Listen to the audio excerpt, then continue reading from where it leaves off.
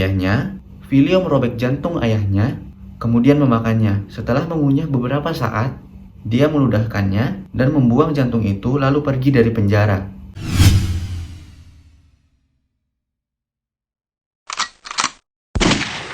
Hello, welcome back to my YouTube channel Rizky Adudu.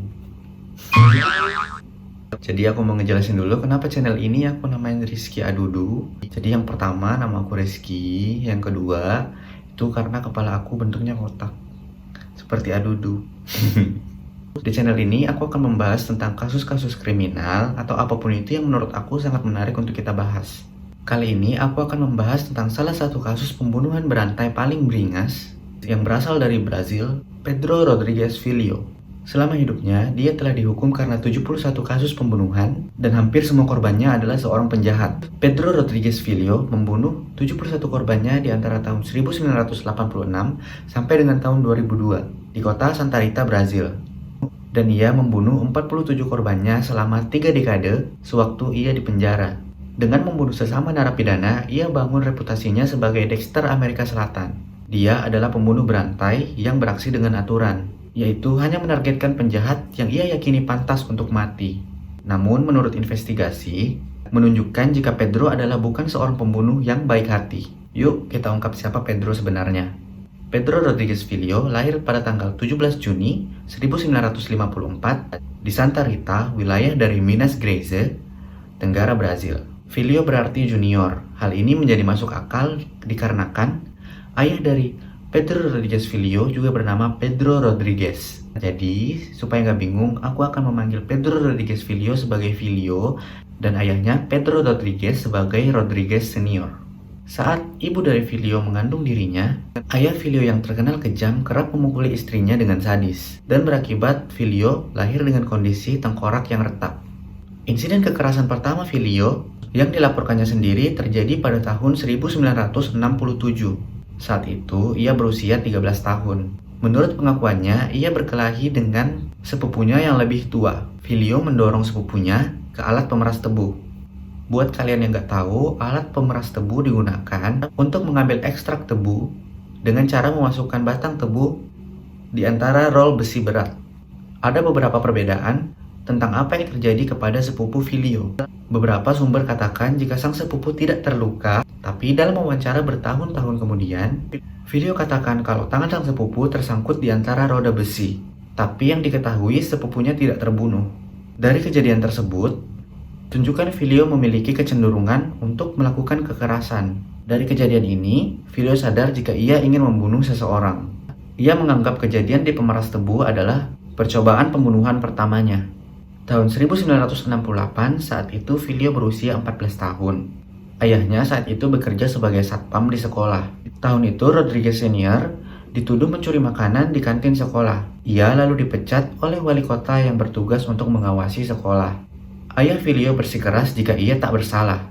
Dari kejadian ini, Filho menjadi murka atas ketidakadilan yang ia rasakan. Entah bagaimana, ia berhasil mendapatkan senjata dan menembak mati wali kota Minas Gerais.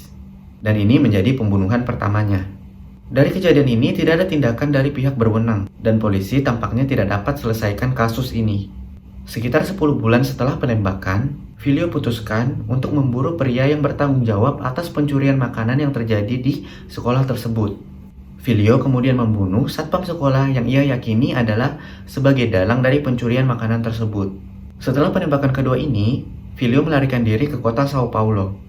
Sao Paulo merupakan kota terbesar ke-13 di dunia dan menjadi kota terbesar yang ada di Brazil. Di kota ini, walaupun masih remaja, Filho membobol rumah dan mengambil apa saja yang bisa dijual.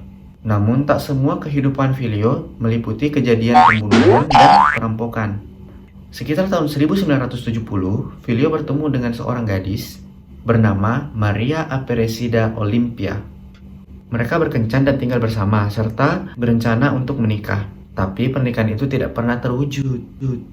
Di suatu malam, Maria dan Filho diserang sekelompok geng dan mereka terpisah di serangan itu. Filho berhasil kabur, tetapi para penjahat berhasil membuat Maria terpojok dan mereka akhirnya membunuh Maria. Bukannya melapor polisi, Filho justru bersumpah untuk membalas dendam. Tahun 1971, Filho melacak anggota geng yang diduga membunuh Maria. Di sini Filio sudah memiliki pendukung yang mendukung aksinya untuk membalas dendam. Dan bersama-sama mereka mengetahui jika sang pria yang membunuh Maria sedang melangsungkan pesta pernikahan.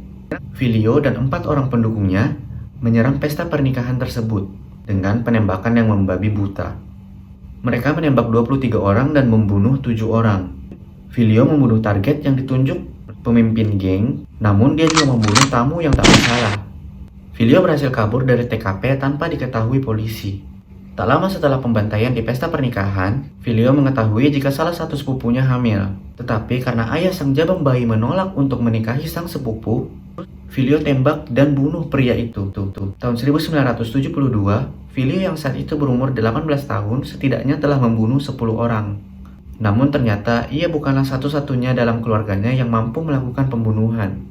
Ayah Filio, seorang ayah yang kejam, menikam sang istri sebanyak 21 kali dan membunuhnya.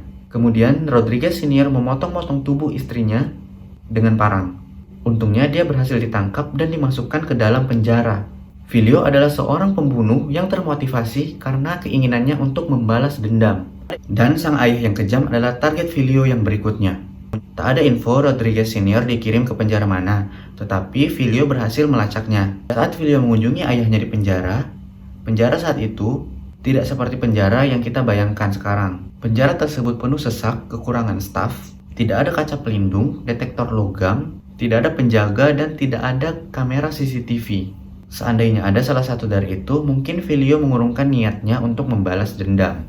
Filio berhasil selundupkan pisau saat ingin mengunjungi ayahnya. Ketika ia sedang sendirian bersama dengan ayahnya, Filio menikam ayahnya berkali-kali dan ayahnya meninggal dengan luka tusukan sebanyak 22 kali. Angka ini tidak dipilih secara acak oleh Filio. Angka ini dipilih karena sang ayah telah menikam ibunya sebanyak 21 kali dan ia harus membalasnya sebanyak 22 kali.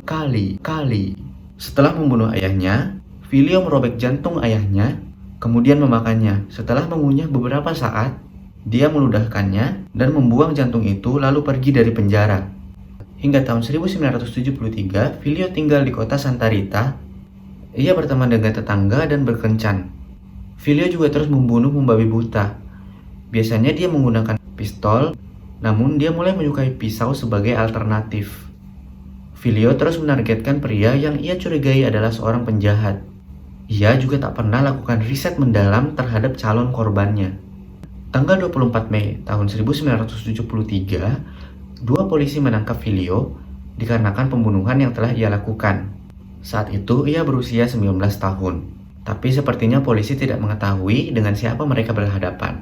Mereka memborgol Filio dan memasukkannya ke bangku belakang mobil patroli. Namun Filio tak sendirian. Sebelum menangkap Filio, polisi telah menangkap 2 pria yang telah dituduh melakukan pemerkosaan. Di suatu titik, polisi meninggalkan mobil dan membiarkan mereka sendirian. Saat polisi kembali, mereka temukan jika Filio telah membunuh pria yang satu lagi dengan tangan kosong. Tanggal 24 Mei 1973, Filio akhirnya ditangkap. Sebelum aku lanjut, aku mau jelasin sedikit tentang sistem peradilan pidana Brazil. Selama beberapa dekade, Brazil mempunyai masalah tentang pembunuhan oleh polisi yang melanggar hukum. Penjara menjadi penuh sesak dan terjadi penyiksaan pada tahanan. Menurut laporan, kurangnya sumber daya di penjara jadi membahayakan jiwa bagi para penjaga dan para tahanannya. Dari beberapa laporan, banyak penjara saat itu tidak menyediakan pakaian, perlengkapan mandi, ataupun kasur bagi para narapidananya. Penjara yang kekurangan penjaga dan penuh sesak adalah tempat Filio ditahan selama bertahun-tahun. Sering terjadi kerusuhan dan perkelahian. Beberapa penjaga hanya memiliki sedikit kendali atas populasi penjara. Di dalam penjara terjadi pembentukan geng untuk perlindungan diri. Filio dikabarkan tak mengikuti geng-geng tersebut. Dia hanya mengikuti instingnya dan terus membunuh selama di dalam penjara. Beberapa pendukungnya menjelaskan jika Filio hanya membunuh penjahat yang pantas untuk dibunuh. Tetapi di penjara tersebut juga terdapat narapidana yang sedang menunggu persidangan. Tapi Filio tidak memandang itu semua dan tetap membunuh secara membabi buta. Setelah membunuh 10 orang, otoritas penjara memindahkan Filio ke penjara lain untuk mencegah Filio melakukan pembunuhan kembali. Tapi sepertinya tak banyak yang dilakukan petugas untuk mencegah Filio yang secara rutin menyerang dan membunuh para narapidana. Di antara para korban Filio, Filio memang membunuh beberapa pembunuh. Hal ini terkadang jadi pembenaran aksinya sebagai sesuatu yang bermanfaat bagi masyarakat. Pada wawancara tahun 2016, Filio akui bahwa bunuh 10 narapidana sebagai cara untuk menolong atau melindungi narapidana lain. Ia jelaskan sebagian narapidana tidak mampu untuk melawan atau membunuh untuk melakukan perlindungan diri. Jadi ia lakukan pembunuhan untuk mereka. Selagi ia membunuh para narapidana selama bertahun-tahun di penjara, Filio mendapatkan cukup banyak musuh.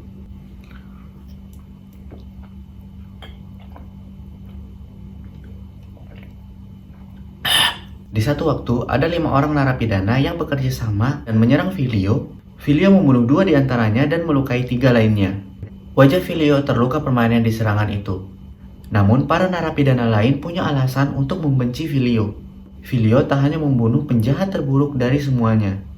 Menurut World Prison Brief, 36% dari narapidana Brazil belum tentu didakwa bersalah. Dalam satu waktu, Filio membunuh teman satu selnya karena terlalu sering mendengkur dalam tidurnya. Tahun 2003, 30 tahun setelah penangkapan pertamanya, Pedro Rodrigues Filio, 49 tahun, dihukum karena membunuh 71 orang. 49 pembunuhan ia lakukan sewaktu ia di penjara.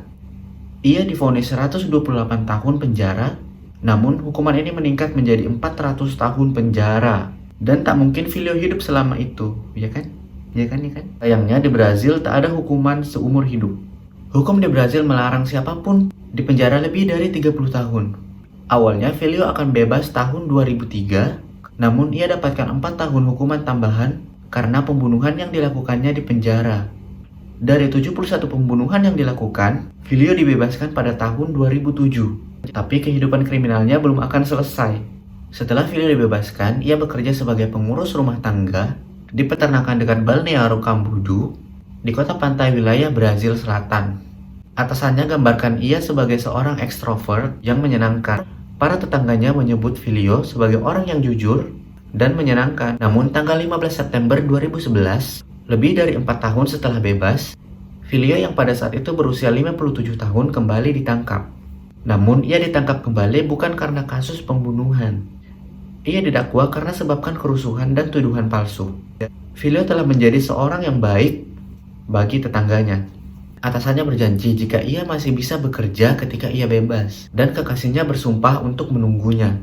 Di salah satu wawancara saat ia dibebaskan pada tahun 2016, ia ditanya apakah ia mempunyai rencana masa depan. Dia mengatakan ingin meninggal dengan damai karena usia tua dan ingin hidup damai sampai waktunya tiba.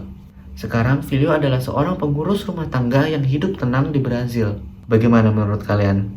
Happy ending atau tidak? Kalau menurut aku sih dia pantas sih untuk dapat kesempatan kedua, karena pas dibebasin dia kan udah dia udah tobat, udah baik kan sama tetangganya, dia udah kerja dengan baik, atau mungkin karena dia udah tua jadi dia tobat. Nah, kita nggak tahu itu ya. Oke, jadi itu sedikit kisah tentang pembunuh berantai Pedro Rodrigues Filio. Aku mau tahu pendapat kalian, apa dia pantas mendapatkan kehidupannya sekarang? Bisa komen di bawah ya.